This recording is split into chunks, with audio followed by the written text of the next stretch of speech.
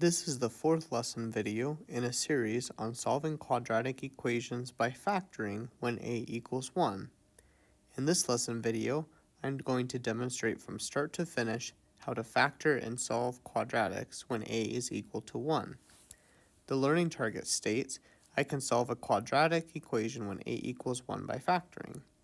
I know I can do this when, given a quadratic expression or equation I, ensure that the quadratic is set equal to 0, meaning that all terms are on the same side, so we add and subtract as needed.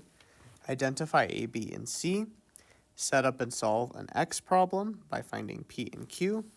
Write the quadratic equation in factored form as two binomials that are multiplied together, making sure to use the correct variables and the p and q from the x problem. Then, we set each factor equal to 0 and solve each equation using the zero product property. And finally, write the solutions in an appropriate format. This lesson video will help to tie all of the pieces together so that you can factor or solve a quadratic equation by factoring when a equals 1.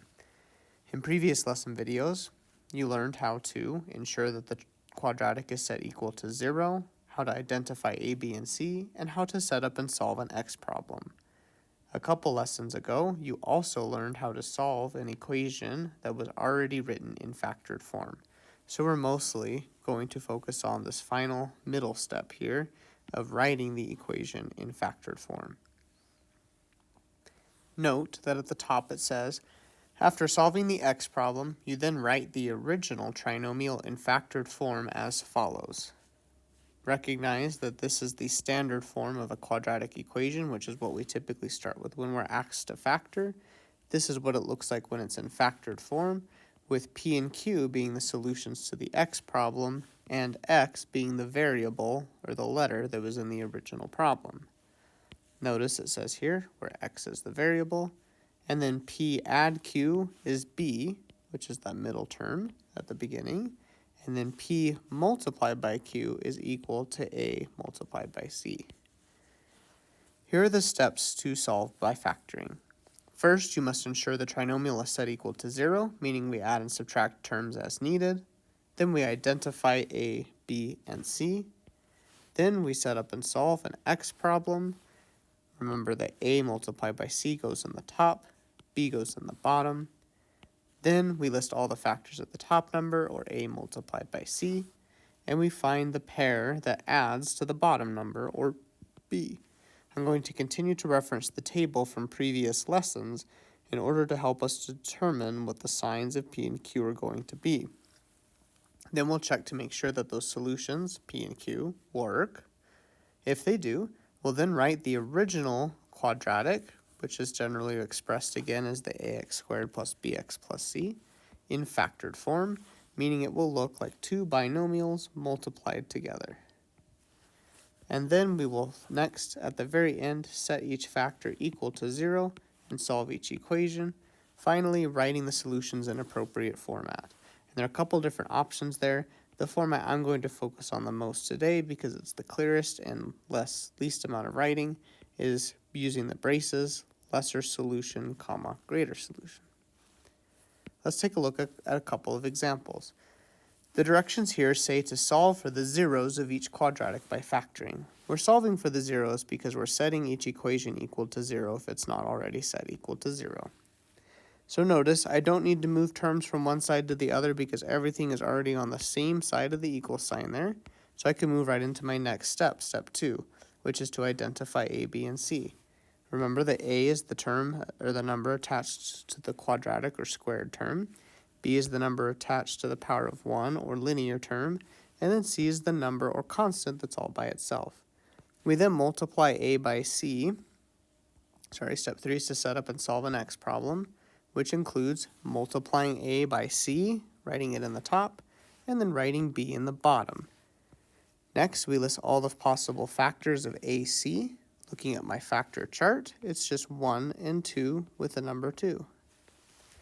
Next, it's a good idea to reference the table from a previous lesson, which I have repasted off to the side here. We need to recognize that AC is positive and B is positive, so both of these are positive. So if I look over at this chart, when AC is positive, I'm looking at this top part here because both are going to have the same sign. B itself is also positive, which tells me that both numbers then must be positive. So I'm simply going to add these two together, and notice that 1 added by 2 is 3. In this particular case, this process isn't as necessary because there was only one possible factor pair, so I know that has to be the solution. The part we do need to check is to make sure that we recognize that they're both going to be positive. After writing this, it's always a good idea to do that step 4 and check to make sure that those solutions work. Well, 1 multiplied by 2 is a positive 2, so it multiplies to the top. 1 add 2 is 3, so it adds to the bottom, so we have the correct solution. Here's the next step that you haven't yet seen. We next need to use P and Q and the variable in the original equation to write the quadratic in factored form.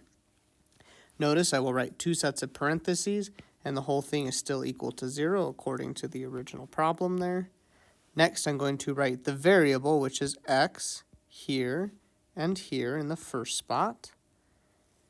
And then after that, I'm going to write P and Q, taking care to include their signs. I'm noticing that they're both positive, so I better indicate that it's a positive 1 and a positive 2. And we've now completed step 5, which is to write the original quadratic in factored form. Now, we complete the steps from the lesson on solving polynomial equations. Because they're each written in factored form, the zero product property tells us that only one factor has to equal 0 at any given time. So this allows us to write 2 separate equations. The first one will state that x add 1 is equal to 0, and the second will state that x add 2 equals 0. We need to solve both. These are each one-step equations, which I'm going to solve by addition or subtraction. For the first one, I'm going to subtract 1 on both sides because it was a positive 1. I drop down the x, 1 take away 1 is 0, and 0 take away 1 is negative 1.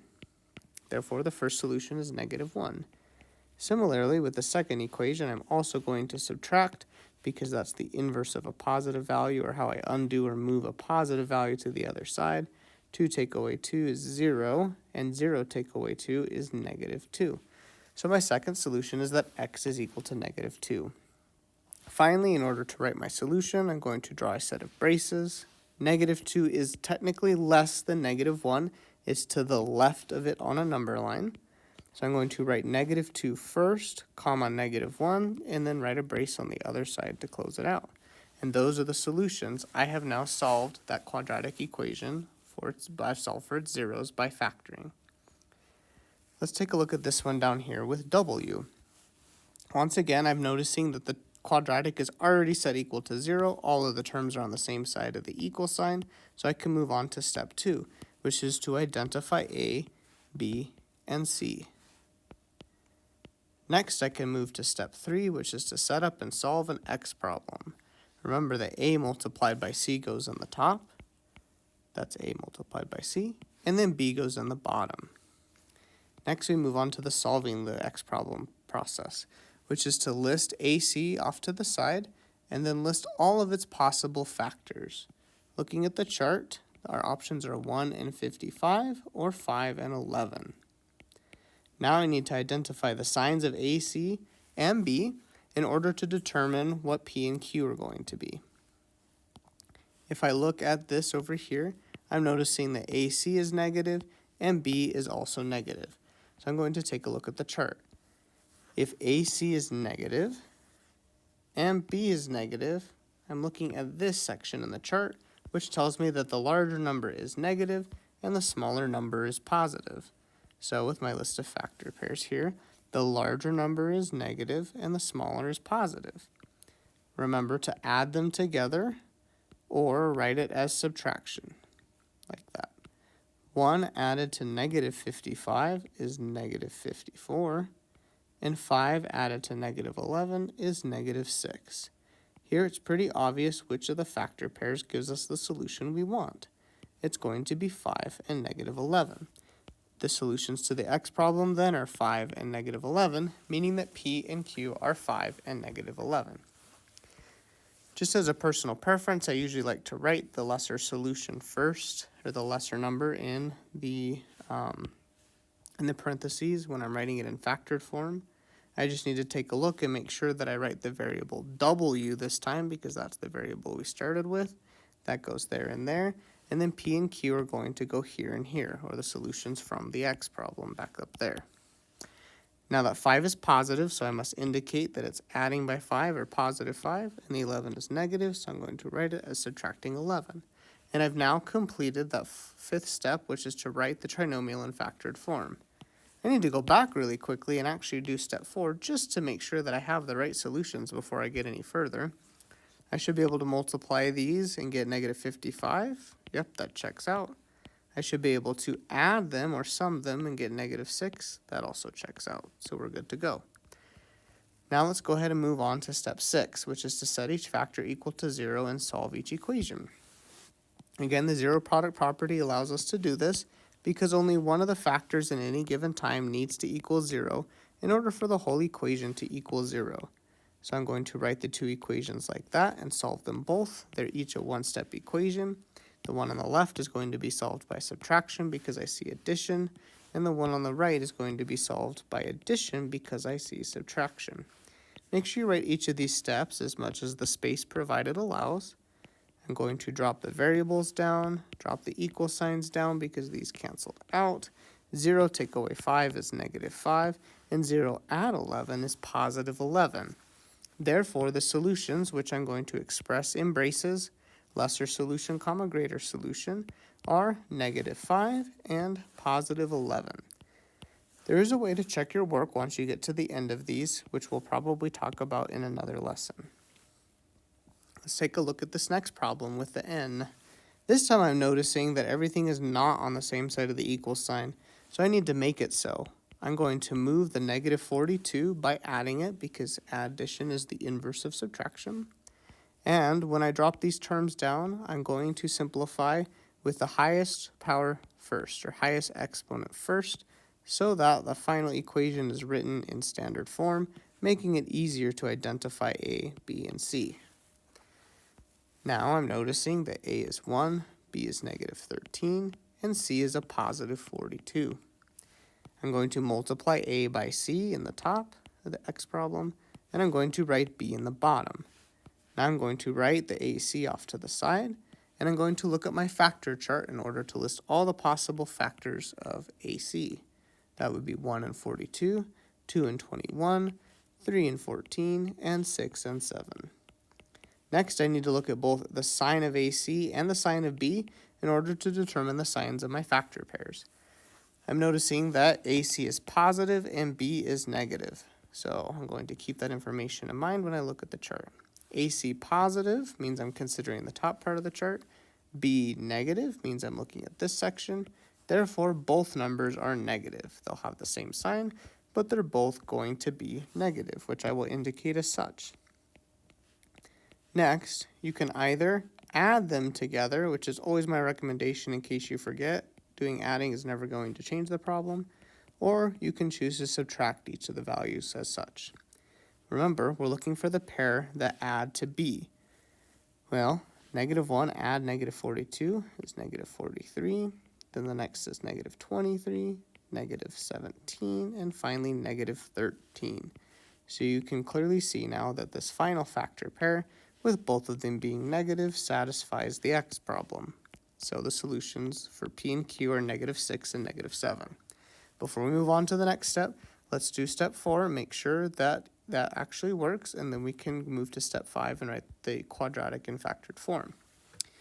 Negative 6 multiplied by negative 7 is a positive 42. That works. Negative 6 add negative 7 is a negative 13. That also works. So now we can move to writing it in factored form. Remember, you look back at the original problem to figure out what the variable was. It was n, so I'm going to write n in the first spot there. And then each of these is negative, so I'm going to write it as subtracting by 6 and then subtracting by 7. Now we can use the zero product property to write two equations set equal to 0 and solve them both. The first equation will read n take away 6 is equal to 0, and the second will read as n take away 7 equals 0. I know that I need to solve both of these equations by addition because I see subtraction, and the inverse of subtraction is addition. So I'm going to add that number on both sides of the equal sign. I'm I'm going to drop down the variable n each time. These numbers canceled, and then I'm also going to drop down the equal signs. Noticing now that my two solutions are 6 and 7. I'm going to draw a set of braces, write the lesser solution, comma greater solution, and then close the braces. Let's look at a couple more problems here that require a little bit more work. The instructions remain the same. We're still supposed to solve for the zeros of each quadratic by factoring. This time, I once again have things to move from one side to the other, but I have a couple more things to move than maybe I did in a previous problem. Not a big deal though. I still take a look at the signs, and I do the inverse in order to move it to the other side of the equal sign. That's a negative 6p, so I'm going to add it to both sides. Notice that I lined it up with the positive 5p because those are my like terms since they both have the variable p with a power of 1. In order to move the 4, it's positive, so I know I need to subtract it. And notice how I lined it up with the number that was on the other side of the equal sign. Now I'm going to simplify, this time from left to right because it's already written from highest exponent or power to lowest. That's going to be p squared there, or p to the power of 2. 5p add 6p is 11p. And then 22 take away 4 is positive 18. I'm going to drop the equal sign down and note that those ended up in 0 on that side. So now we can move from step 1 to step 2, which is to identify a, b, and c, and then to step 3, which is to set up and solve an x problem. Looking at this quadratic here, a is going to be 1, b is going to be 11, and c is 18. I multiply a by c and write it in the top of the x problem, and then I write b in the bottom. Next, I write ac off to the side, and then we look at the factor chart to list all the possible factors of ac. 1 and 18, 2 and 9, and 3 and 6. Next, I check to see what the signs of ac and b are in order to determine what the signs of p and q will be. You'll note that they're both positive, so I'm going to take a look at that section of my chart. If b is positive and ac is positive, then both numbers, p and q, are also going to be positive. Therefore, I can simply add each of these and determine which one gets me 11 as a result. Well, 19, 11, and 9. So it's obvious that that middle factor pair is the correct solution to this x problem. So I want to write 2 and 9 in the sides. Before I move on though, it's always a good idea to check. 2 multiplied by 9 is positive 18, yes. 2 add 9 is positive 11, yes. So we're good to go. Next, I would write my two sets of parentheses, still set equal to 0, as our modified problem said. Note that the original problem did not say equals 0, but this modified problem did. So it's still equal to 0. I'm going to write the variable, which is p, according to the original problem. P here and here. I'm going to note that I'm adding by 2 and adding by 9.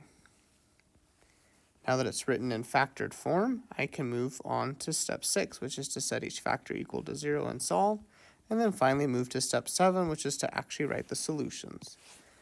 Again, since everything here is being multiplied, it's two sets of parentheses multiplied together, I can take advantage of the zero product property, which states that only one factor at a time must equal 0 for the whole equation to equal 0.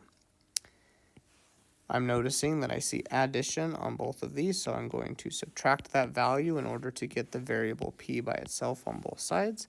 Since subtraction is the inverse of addition, I'm going to drop down the p in both cases. Note that this cancels out both times. Drop the equal sign, and then perform the math on the right-hand side, which in the first case is 0 take away 9. Oh, I'm sorry. So 0 take away 2, which would be negative 2, and 0 take away 9, which is negative 9. Finally, I write the solutions in braces as lesser solution, comma, greater solution. In this case, the lesser solution is negative 9 because it's further to the left on a number line, and the greater solution is negative 2. I close the braces, and I've solved. Let's take a look at one more example here. Once again, I'm noticing that these are not on the same side of the equal sign, so I need to move terms from one side to the other so that everything is on the same side. These are both positive values, so I'm going to subtract them on both sides in order to move them. I'm going to write the m to the power of 2 term first because it's the highest or largest exponent. Then I'll do that math next. 1m take away 2m is negative 1m because that's the next highest power. And then lastly, that negative 20 doesn't combine with anything else on that side of the equal sign, so I'm just going to write it. I'm going to rewrite the equal sign, note that those cancel, and what remains is 0. Now that the trinomial is set equal to 0, I can easily identify a, b, and c, set up and solve an x problem. A multiplied by c in the top, and then b in the bottom. Next, I'm going to write AC off to the side and then list all the possible factors of AC according to my chart, which in this case are 1 and 20, 2 and 10, and 4 and 5. Next, I'm going to take a look at the sign of both AC and B in order to determine the signs of P and Q. I'm noting that they're both negative. So if AC is negative, I'm considering the bottom part of the chart, and then B is negative, I'm considering the right side of the chart. They intersect here, and it tells me the larger number is negative, and the smaller number is positive. Therefore, these are negative, and the first are positive. When I add them together, either like that or like that, these are the results I get. 1 add negative 20, 2 add negative 10, and 4 add negative 5. You hopefully will notice that that final factor pair is the solution to this x problem. So I'm going to write a positive 4 and a negative 5. Now it's time to write this. Oh, let's check really fast and then we can write it in factored form. 4 multiplied by negative 5 is negative 20. That checks out. 4 added to negative 5 is negative 1. That also checks out. Now we can look back at the original problem and note that it had the variable m in it. So I'm going to write an m here and here. I already have my 2 sets of parentheses set up and it all equal to 0, so we're good to go there. And then next I'm going to write my factor pairs P and Q, a positive 4, and finally a negative 5. Now that it's written in factored form, we can use the zero product property to set each equation equal to 0 and solve. The first equation will read m add 4 is equal to 0, and the second will read m add subtract 5 is equal to 0. I'm going to solve the first equation by subtraction because I see addition, and the way to undo addition or its inverse is to subtract. I'm going to drop the m down. 4 take away 4 is 0, so that goes away. Drop the equal sign down, and 0 take away 4 is negative 4. With the other equation, I see subtraction, which means I'm going to do addition to solve because I want the m by itself on that side of the equal sign. I can drop the m down. That cancels. Drop the equal sign down, and 0 added to 5 is 5. Lastly, I'm going to write the solution using braces. I have my lesser solution, which is the negative number in this case, comma, the greater solution, which is the positive number in this case, and close the parentheses. And that is just one of the many methods that you can use to solve a quadratic equation for its zeros by factoring when a equals 1.